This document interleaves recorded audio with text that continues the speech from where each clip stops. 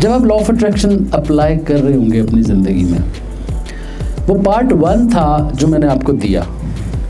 The part 2 will start जब आपको science नज़र आना शुरू होंगे।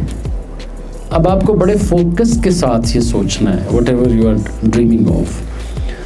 जब आप ऐसा सोचेंगे, विजुअलाइज करेंगे, एक प्रोसेस से गुजरेंगे, तो डेफिनेटली इसको टाइम इसलिए लगेगा कि आपके अभी भी आपके अनकॉन्शियस ने उसको बिलीव नहीं किया, कहीं ना कहीं डाउट बाकी है। जब आप उसको रिपीटेडली लिखते हैं, हर साल लिखते हैं, हर 6 महीने बाद लिखते हैं और फिर उसको देखते हैं, तो एक स्टेज आती है कि जब रियली आपका माइंड, अनकॉन्शियस माइंड इसको बिलीव कर लेता है कि ये तो बस अब आप उसको जीना शुरू कर देते हैं। यहाँ से पार्ट 2 स्टार्ट होता है कि आपको उसके साइंस मिलना शुरू हो जाएंगे। वो साइंस बड़ी छोटी सी विस्पर होगी, वो बहुत छोटी सी आवाज़ होगी, वो बहुत छोटा सा इशारा होगा, वो बहुत कहीं ना कहीं से आपको पता चलेगा कि something is going to happen about that dream. आपने उसके ऊपर अब एक्शन लेना है। अगर आपने एक्शन मिस कर दिया तो वो आपका चांस मिस होने का चांस है, और आप कहेंगे जी मेरा तो लॉ ऑफ अट्रैक्शन चला ही कोई नहीं, ये तो सब बकवास है, and again you will be back to zero. इसके बाद क्या होगा? इसके बाद ये होगा, मोस्ट ऑफ द केसेस, अगर आप बड़े ड्रीम की बात कर रहे हैं, छोटे ड्रीम की बात है तो वो एक अलग बात है। आपको कायनात से, मैं कायनात का वर्ड इसलिए बिगर स्केल पे यूज़ करता हूँ, आपको थपेड़े पड़ेंगे। फिर जब आप पहली दफ़ा फ्लाई, अब इसको जहाज़ की तरह ले लें, आप ज़्यादा इजी, सर को देख के जहाज़ याद आ जाता है जब भी मैं सर को देखता हूँ।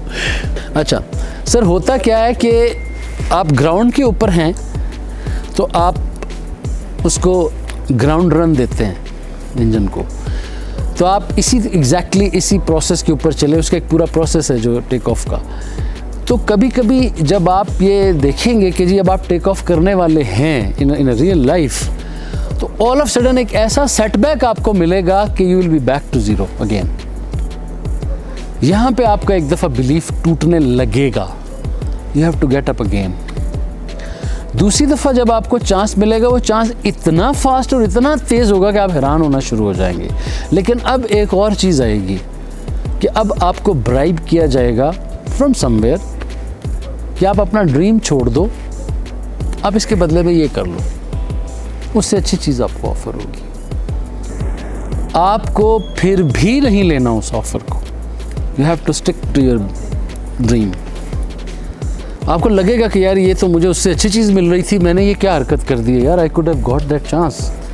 आपने फिर भी अगर आपने ले ली तो ठीक है, आपकी चॉइस, आपने अपना ड्रीम ख़त्म कर दिया, but you have to take on. उसके बाद देयर आर लाइकली, मैं आपको वो लॉन्ग प्रोसेस बता रहा हूँ, ज़रूरी नहीं कि ऐसा हो, but most of the cases ऐसा होता है तो लोग पीछे हट जाते हैं। तो आपको एक फाइनल कुट पड़ेगी, वो जो सर वाली स्टोरी में आती है। वो फाइनल मार इतनी सख्त होगी, आप बिल्कुल रिलेट कर सकते हैं उनके साथ जो उन्होंने आपको अपनी स्टोरी में सुनाई, कि आपको लगेगा कि दुनिया की हर चीज़ ही बकवास है। ये लॉ ऑफ अट्रैक्शन वाला तो बंदा मिले मैं इसकी गिच्ची दबाऊँ, इसने मुझे लगाया किस चक्कर में आप उसके पीछे पड़ेंगे, उसको ढूंढेंगे, और अगर वो कहीं हाथ आ गया तो उसकी खैर नहीं है जिसने आपको ये बताया था, धक्का की नहीं। आप अब वो इतना टफ टाइम होगा, मैं बात कर रहा हूँ when you have a really a dream बड़े वाला, कि आपको लगेगा कि नाउ यू आर फ्लैट, अब आपके पास कुछ नहीं बचा। Now that is the point जहाँ पे आपका रियल टेस्ट है। अगर आपने गिव अप नहीं किया, उसके बाद जो टेक ऑफ होगा, फिर उसके बाद कोई स्टॉपेज नहीं है। अमेरिका में था तो मैंने जॉन मैक्सवेल जो मेरा मेंटर है, he is a big man, he is author of almost 90+ books. उसने स्टोरी बताई। स्टोरी ये थी कि एक सर छोटी बच्ची होती है, वो ज्वेलरी शॉप पे जाती है और उसके रैक के ऊपर ऐसे ऐसे करके हाथ लगा रही होती है मुख्तलिफ़ चीज़ों को। तो शॉपकीपर उससे पूछता है व्हाट डू यू वांट, तो वो ऐसे करके उंगली रख देती है कि मुझे एक नेकलेस चाहिए, और नेकलेस की प्राइस होती है $5000 फॉर दैट मैटर। तो वो कहता है कि डू यू वांट दैट, वो कहती है yes I want to buy. छोटी बच्ची होती है, इतना सा वो रैक के हार्डली बराबर होती है। तो वो कहता है अच्छा तो पैसे हैं तुम्हारे पास? कहती है हाँ हैं मेरे पास। कहते तुम दे सकती हो प्राइस? कहते हैं हाँ दे सकती हूँ। वो कहता दे दो।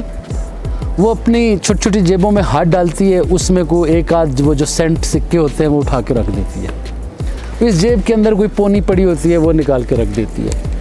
कोई दाएं बाएं जहाँ जहाँ उसके पास जो जो चीज़ उसके हाथ में आ सकती है उठा के ऊपर रख के उसका इकट्ठा करके दे देती है। कहती ये ले आप। वो शॉपकीपर उसको वो दे देता है, वो नेकलेस उठाता है, पैक करता है, उसको दे देता है। वो लेके चली जाती है। बात ख़त्म हो गई। 2-3 दिन गुजरते हैं, उसके साथ उसकी माँ आती है, बड़ी गुस्से में होती है। वो शॉपकीपर को आके डांटती है और बड़े गुस्से से कहती है is that necklace is yours? वो कहता है हाँ इट्स माइन। कहती हाउ मच इट कॉस्ट? कहता $5,000। अब वो और मैड होती है कि ये 5,000 का तो बच्ची को क्यों दिया है? Why did you give to this child? वो कहता है उसने ख़रीदा है, सो सिंपल। अब वो और गुस्सा करती है कि वो कैसे ख़रीद सकती है, उसके पास क्या है? How did she buy from you? वो कहता है ma'am why are you angry on me? She bought something from me and that's it.